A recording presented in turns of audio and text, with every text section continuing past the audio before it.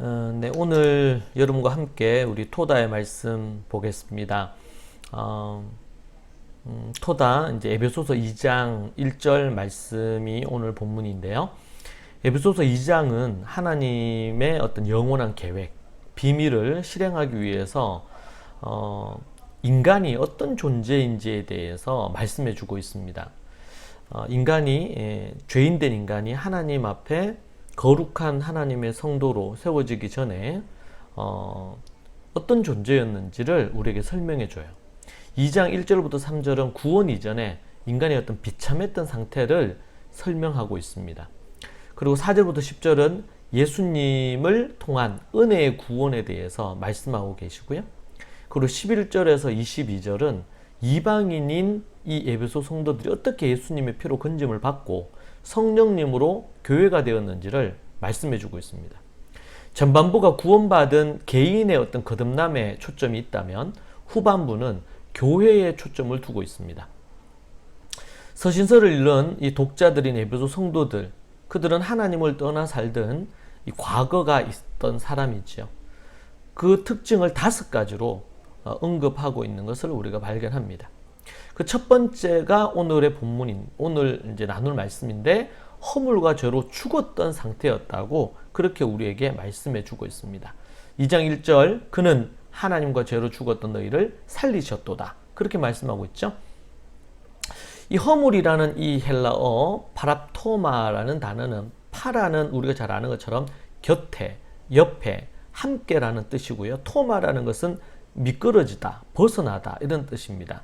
그래서 하나님 곁에서 있어야 될 올바른 길에서 벗어나 있는 그런 것을 의미하는데요. 하나님의 뜻에서 어긋난 행동을 하여서 진리에서 떠났다라는 의미를 갖습니다. 죄는 하나님의 뜻에서 벗어나 자신이 원하는 악한 사단이 즉 원하는 것을 하는 행위, 이것이 바로 죄라고 우리가 볼 수 있는데요. 허물과 죄는 비슷한 단어로 이해할 수가 있습니다. 허물과 죄로 죽었다는 것은 존재의 단절이나 소멸이 아니라 분리의 뜻을 갖습니다. 육체적인 어떤 죽음이 영혼과 몸이 분리되는 것이라면 영적인 죽음은 영혼과 몸이 하나님과 분리된 상태를 뜻합니다. 허물과 죄가 가져온 결과는 죄의 삭슨 결국에는 사망에 이르는 것입니다. 중생하지 못한 이들의 상태를 말해줍니다. 거듭나기 전 모든 인간은 죽은 상태였습니다. 우리는 주님을 알고 회개하여 믿고 나오기 전 인간은 죄로 말미암아 하나님과 분리된 영적인 죽음의 상태였습니다. 영혼이 죽었던 상태였던 거죠. 예수님도 이 땅에 오셔서 죽은 상태를 설명하시면서 죽었다, 때로는 잠잔다 이렇게 표현을 하셨습니다. 하늘의 관점에서 보면 이것이 바로 죽음입니다. 성경은 하나님의 관점으로 쓰여져 있습니다. 이 땅의 언어로는 살아있는 것 같단 말이에요. 그래서 예수님이 얘기하기를 살아있는 것 같으나 죽었다 이렇게 표현을 하시는 것입니다. 살아있는 것 같으나 실상은 죽은 자라고 하신 것도 많은 우리에게 주는 같은 맥락에서 이 말씀을 하고 계시는 것이죠. 여기서 우리 한 가지 기억할 것은 우리가 정말 예수님의 십자가와 그 은혜 안에 거하기 전에 인간이 내가 어떤 존재인지를 정확하게 알아야 됩니다. 사도 바울은 그것을 5가지로 얘기를 해주고 있는데 그 첫 번째가 허물과 죄로 죽었던 상태라는 것을 말해줍니다. 이 사실에 대한 자신이 어떤 존재인 것인가에 대한 깊은 이해가 없으면 결국에는 십자가나 부활 그리고 천국도 무의미해집니다. 자녀를 교육함에 있어서도 우리의 자녀, 이 대상인, 교육의 대상, 육아의 대상인 자녀가 어떠한 존재인지에 대한 하나님의 관점, 특별히 죄인됨에 대한 깊은 인식이 없으면 안 됩니다. 특별히 5가지에 대한 얘기를 하는데 그 첫 번째가 바로 오늘 우리가 허물과 죄로 죽었던 상태, 하나님과 분리되어서 죽은 상태, 하나님의 뜻에서 어긋난 상태, 그리고 죄는 하나님의 뜻이 아니라 자기 마음대로 하는 그 상태, 그것을 우리에게 말해주고 있죠. 내가 어떤 존재였느냐 라는 것을 생각해야 됩니다. 오늘도 어느 한 가정의 어머니가 연락이 왔습니다. 아이가 이런 부분으로 고등학생이 아주 심각한 문제가 이렇게 있는데 어떻게 하면 좋을까요? 그리고 대화를 나누면서 그때 얘기 나눈 게 바로 이런 내용입니다. 그 분은 아주 오랫동안 신앙생활하고 신앙생활을 오래를 하고 어릴 때부터 그래도 신앙을 자녀를 키우려고 애를 썼다고 이렇게 얘기를 하더라고요. 그런데 실상 이제 그렇게 못한 것이 너무 아쉽다는 거예요.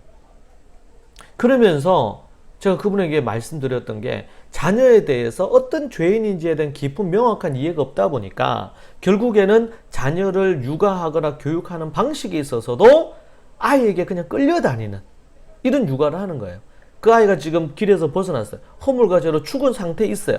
그런데 영적으로 죽어 있다는 상태에 대한 인식이 부모에게 없는 거예요. 그러다 보니까 이 아이를 올바른 곳으로 이끌 수가 없어요. 그냥 그 아이가 원하는 대로 그냥 따라가 주는 이런 형태에 그치게 되는 것을 많이 봅니다. 여러분 이거 얼마나 안타까운지 몰라요. 여러분 기억하십시오. 여러분은 이미 허물과 죄로 죽었던 존재입니다. 여러분의 자녀들도 허물과 죄로 지금 죽어 있는 상태가 대부분입니다. 이 사실에 대한 깊은 이해가 없으면 결국 십자가와 부활도 의미가 없어져요. 이 구원의 감격이 안 살아납니다. 자신이 얼마나 큰 죄인인지에 대한 깊은 자각 없이 거듭남은 불가능합니다. 교회 안에 정말 수많은 사람들이 그런 모습으로 서 있는 경우가 얼마나 많은지 모릅니다. 사랑하는 여러분, 여러분이 정말 어떤 죄인인지를 깨달으시기를 바랍니다.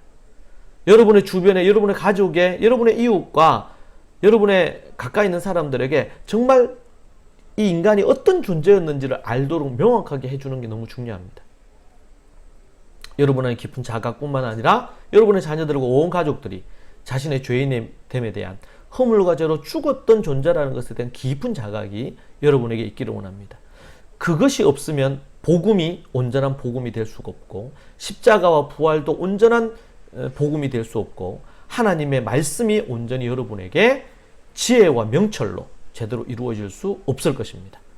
여러분에게 진정한 이 복음의 역사가 일어나기 위해서 죄, 허물과 죄로 죽은 자신에 대한 깊은 인식이 있기를 축복합니다.